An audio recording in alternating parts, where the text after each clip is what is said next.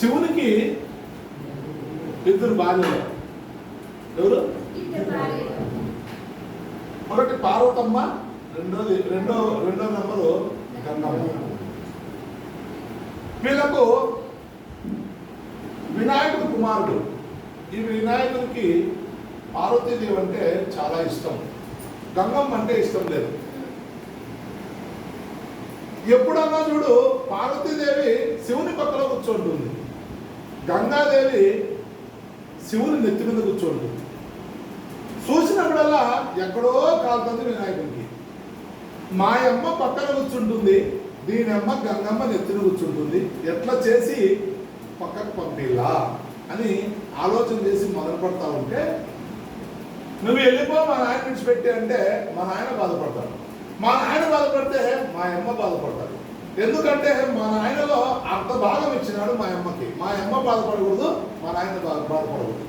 ఏదో విధంగా గంగమ్మను మా నాయన నుంచి దూరం చేయాలని కక్ష కట్టుకొని అట్లే అవకాశం కోసం ఎదురు చూస్తూ ఉంటే, ఒకరోజు శివుడు తాండవం చేస్తున్నాడు కైలాసంలో. శివుడు ఎప్పుడు తాండవం చేసినా ఆయనకు ఆనందం వచ్చినా తాండవమే, ఎక్కువ కోపం వచ్చినా తాండవమే. తాండవం అంటే నాట్యం. అయితే శివుడు చేసేదాన్నే తాండవం అంటారు, అందరూ చేసేదాన్ని తాండవం అంటారు. ఈ తాండవము ఒంటికాల మీద ఎక్కువ చేస్తాడు శివుడు. ఈ విధంగా తాండవం చేసేటప్పుడు ఇదే మంచి అదును అనుకొని వినాయకుడు తన ఏటదంతా మీద ఒంటి కొమ్ము వేసుకొని పోయి కైలాసం పర్వతాన్ని గుద్దినాడు. గుద్దితే ఆయన ఒంటికాల మీద తాండవం చేసేవాడు పడబోయినాడు. పడబోయినప్పుడు తల్లి పార్వతీదేవి నా భర్త పడతానని పోయి గట్టిగా కలుసుకుంది. గంగాదేవి పోయి ఎగిరిపోయి నేలపడి దెబ్బలు తగిలి ఆమె కింద పడింది. వినాయకుడికి చాలా ఆనందమైంది. మా అమ్మ వచ్చి మా నాన్నని కలుసుకుంటే, దీని అమ్మ గంగమ్మ పోయి కింద పడా, నాకు బాగా ఆనందంగా ఉందని తృప్తి పడితే, ఒక క్షణము అంటే 2.5 నిమిషం. ఒక 2.5 నిమిషం తర్వాత శివుడు గిలగిలా కొట్టుకుంటా ఉన్నాడు. కొట్టుకుంటా ఉంటే అప్పుడు పార్వతీదేవికి అర్థమైంది, నా భర్త గంగమ్మ లేకుంటే బతకడు, ఏమి అని అర్థమైంది. అయితే నాకు ఇన్ని రోజులు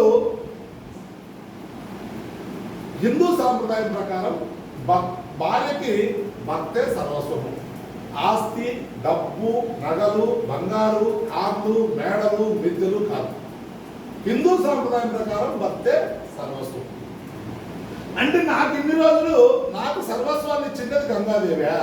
అంటే గంగాదేవి లేకుంటే నాకు సర్వస్వము పోయింది అని అర్థమయ్యి వెంటనే వినాయకుడు పార్వతీదేవి ఇద్దరు పోయి ఆ గంగమ్మని కాలు బట్టి పైకి లేపి, తల్లి ఎప్పుడైనా సరే నువ్వు మా నాన్నని విడిచిపెట్టి పోరాదు అని మామూలుగా కూర్చోబెడితే, మేము లేనప్పుడు మా నాన్న ఇట్లా కింద పడిందనుకో గంగమ్మ, మా నాన్న మాకు దొరికెళ్ళలేదని ఆమెను జటాచుటలు అంటారు. అంటే జడల్లో కూర్చోబెట్టి ఆ జడలతో బంధించడం ఎప్పుడు పోకుండా. అంటే శివుని ఆజ్ఞ లేనిదే చీమైనా కుట్టదు అనేంత పెద్ద సాగుతుండే కైలాసగిరి వాసుడు మహానుభావుడు శివునికే గంగమ్మ లేకుంటే 2.5 నిమిషం బతకడు అంటే మనం ఎంతప్ప మనుషులు, మనం ఎందుకు గంగమ్మ కంటుకోవడం వల్ల నీరు తాగల్లా వద్దా? తాగండి, ఆరోగ్యాన్ని బాగా చేసుకోండి. అల్పంలో ఇంకో దమ్ము ఉంది, మంచి ప్రోడక్ట్, మనిషిని బాడీని బంగారం చేస్తుంది. ఆ ప్రోడక్ట్ తోడు కొంచెం నీళ్ళు ఇవ్వండి. నీళ్ళు ఇస్తే అందరినీ